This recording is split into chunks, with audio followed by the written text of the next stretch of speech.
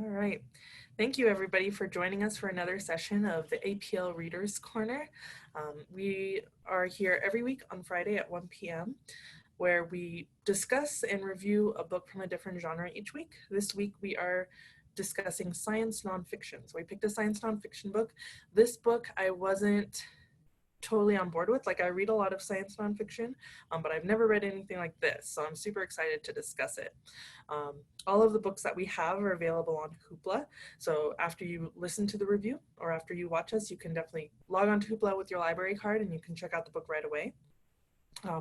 The book that we discussed we picked this week is called The Hidden Life of Trees by Peter Wohlleben, if I said that correct, Justine. Wohlleben, I think. Wohlleben. Yeah. And so today, joining me is Justine, and we're going to talk about this book. If you guys so choose, you can ask any questions of us in the comments below, and we'll answer them back in the comments too. Let us know if you like the book, if you read along with us, or if you're inspired to read the book after we talk about it a little bit. And in general, so this week, like I said before, we picked science nonfiction. And so science nonfiction is a really large genre where it's basically taking something that we've learned, like something scientific, and turning it into a book that is more accessible and readable for the general public. So they take scientific discoveries and make it so when people who aren't scientists read that book, they can understand a little bit about it and appreciate it.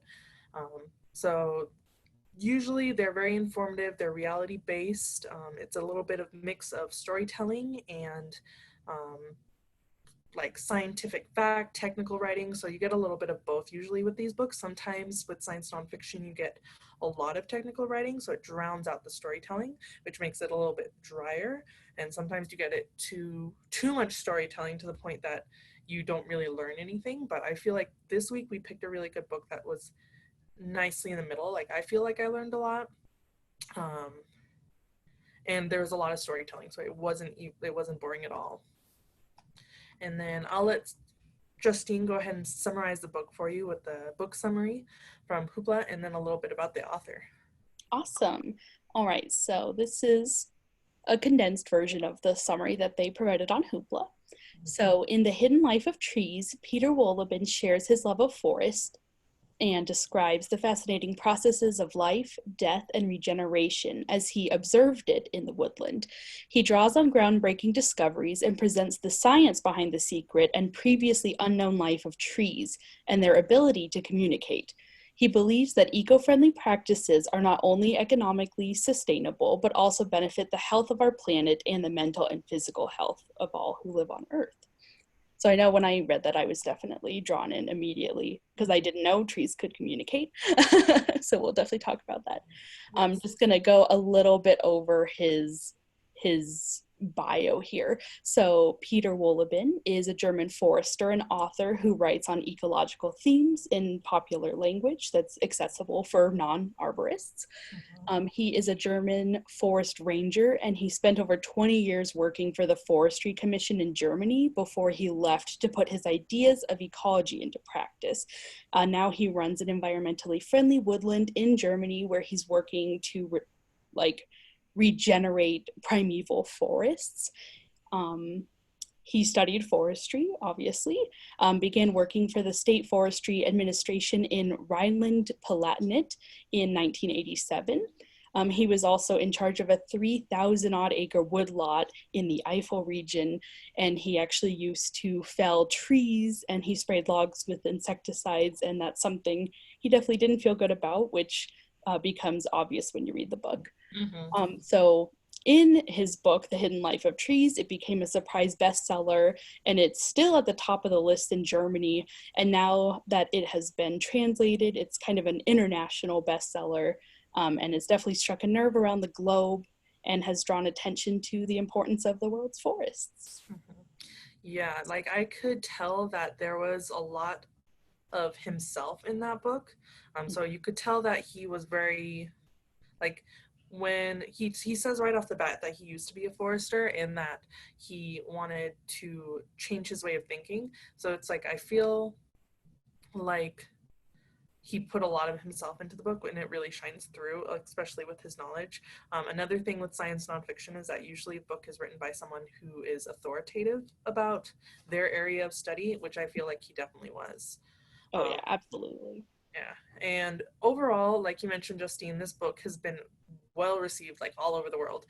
Now that it's been translated in English and not just German, like it's reached a lot of people and a lot of people have been inspired by it. So in general, the reviews for this book across the board, there's 4.7 from Amazon, Goodreads is a 4 out of 5, Hoopla 4 out of 5. So a lot of people give this book really high ratings. So which isn't a surprise.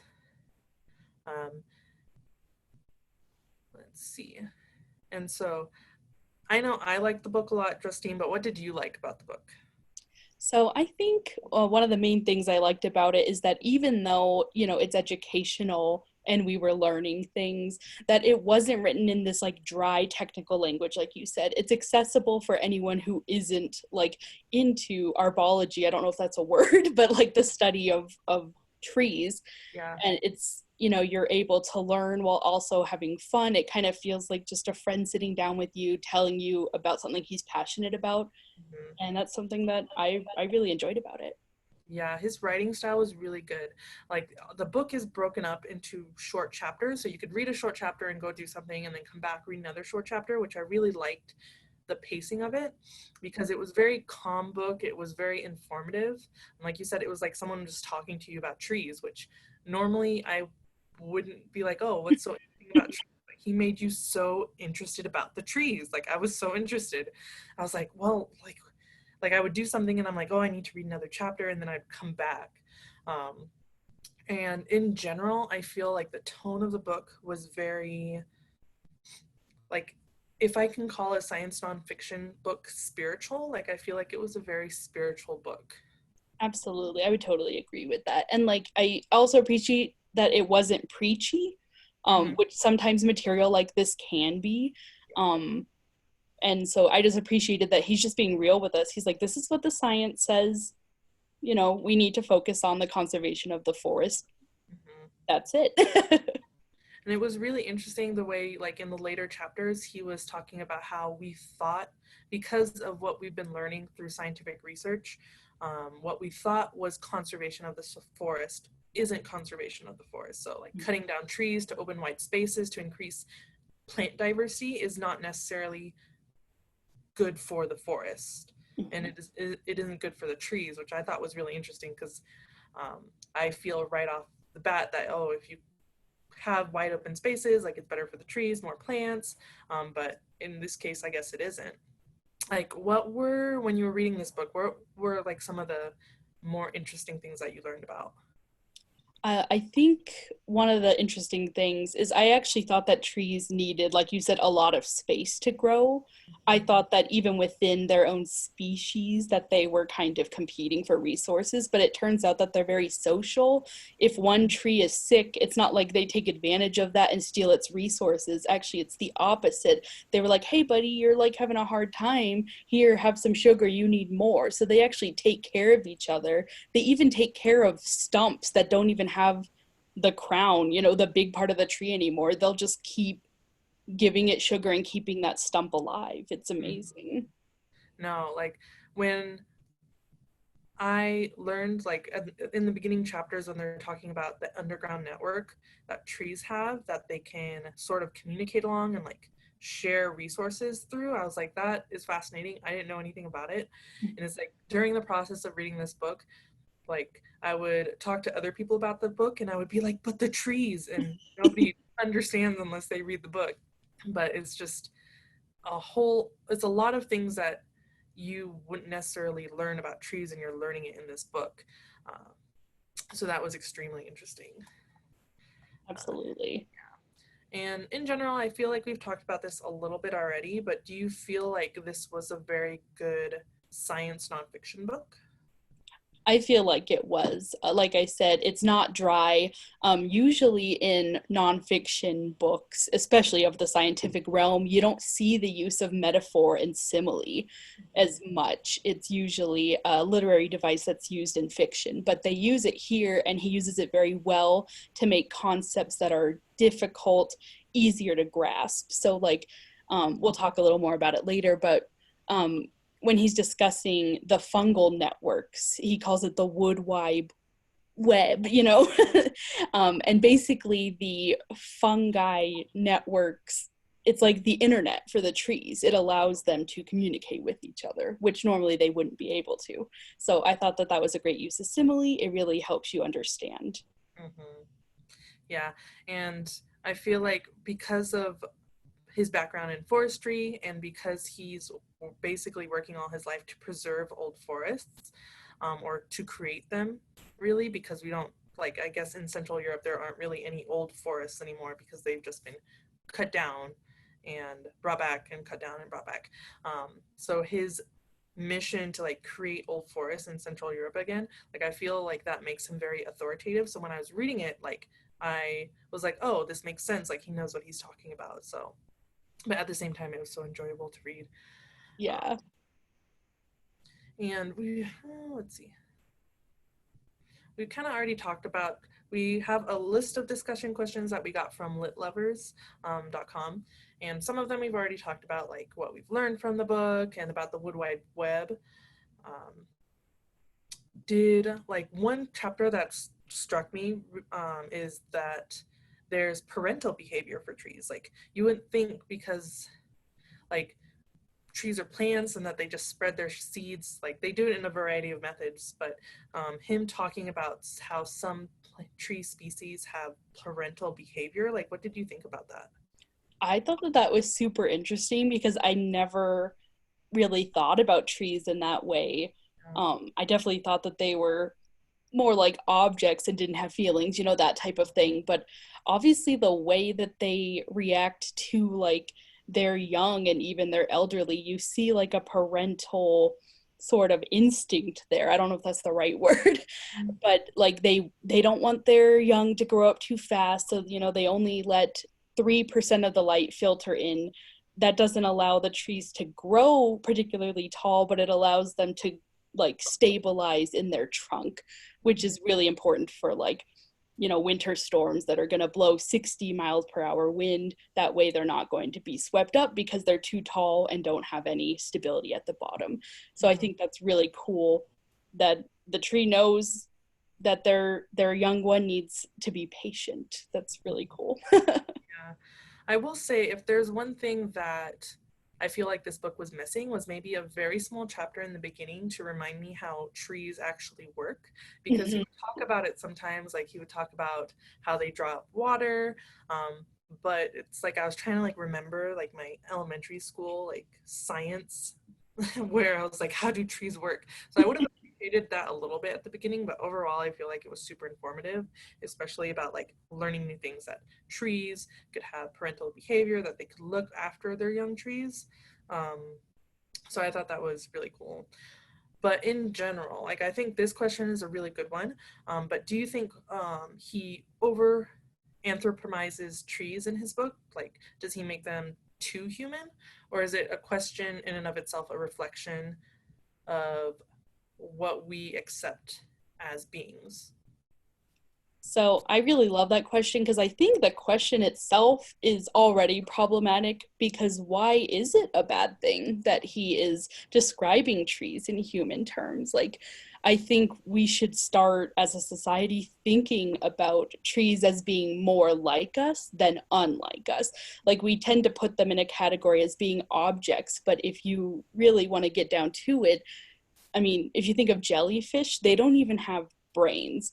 But trees, in fact, while they don't have a brain in the typical sense that we do, they do have memories. They're very sophisticated beings. Like they can tell, oh, I shouldn't grow yet because 13 days of sunlight has not occurred yet, which means it's not spring. Like they can count and keep track, and they know when to grow, when it's going to be best for them, which is incredible, something I didn't know before. And so I think it's perfectly appropriate that he is describing them in these human terms, because they're a lot more like us than we think. Yeah, like I can see where he's coming from with that. I can see why, like, I feel like the point of the book in general is just to make you more sympathetic towards trees as beings. Though I feel like in some of his writing he goes a little bit too far. Well, there's this one part where he's talking about whether or not trees can communicate via sound, which I thought was really interesting. And he said that there wasn't enough scientific evidence to support that. And I really appreciate the fact that he said that up front, that even though some trees are making sounds with their root systems, like I think it was like a really low level, like kind of like hum or whatever they were doing, that and then like later he takes it a little bit farther and then says that at certain points that the trees were screaming, which That is, part made me laugh. yeah, like I mean they're not screaming in the way that we would imagine as humans that they're screaming, but they're obviously in distress. So I think the takeaway from that is that trees, like you said, are more than just objects, but maybe not quite to the point that they're like recognizable in the way we recognize it, but having their own character, their own category of being, I think is important, and that we should take that away from this book. Yeah, absolutely. That's a really good point. Let's see. Then for our last question, how much of what the author writes about in The Hidden Life of Trees is based on scientific research? Like, I feel like this is a pretty plain question, but when you're reading it, were you getting the fact that a lot of it was coming from science? Definitely. So I know I was reading on my iPad primarily, on Hoopla, and every couple of pages you'd see a little footnote with a number that said, like, this is the first footnote, this is the third footnote. And each of those I actually went and looked, and they led to like a journal or something like that. It told you like where he got that information from, whether that was something he wrote or whether it was a colleague that had written about it. So that definitely made me think, okay, he has done his research. He is an authority on this subject. And so like my knee-jerk reaction there is to say like, well, the whole book is based on scientific research. Yeah. Yeah, no, I definitely agree with you. Like, I feel like this is a scientific book, and it's just because the way he writes is just so good. Like, there's a lot, like you mentioned, there's like a lot of simile, there's a lot of metaphor. Like, he's trying really hard to turn the scientific research into something that people who aren't familiar with trees and aren't familiar with that research can understand and appreciate. So overall, I think it was just like a perfect balance of a science nonfiction book, despite the trees screaming part. Like I feel like that part was a little bit overboard, but the rest of it was great. We need you like right here, Peter. Okay, you were like up here, but we still loved it. Yeah. So that's all the questions that we have for today. If anybody wants to leave any comments below about the book or any questions for us, feel free. Otherwise, our next APL Readers Corner will be next week on the 22nd, where we will be discussing books from the LGBTQ plus genre. And so the book is going to be all out, the No Longer Secret Stories of Queer Trans Teens Throughout the Ages by Sandra Mitchell. So that one's going to be super interesting. It's a bunch of short stories, which I feel like are going to be really impactful. And then don't miss our next APL Mystery Reads, which is going to be next week on the 21st on Thursday. That's also at 1 p.m. And for that program, basically we read the first chapter of a book, and then you guys can guess what that book is. And then we do the big reveal at the end. And then we also have our virtual story times. So the next one is going to be on Monday the 18th at 10 a.m. So stay tuned for that if you have little ones. And otherwise, I hope you have a great rest of your day. Thanks so much for tuning in.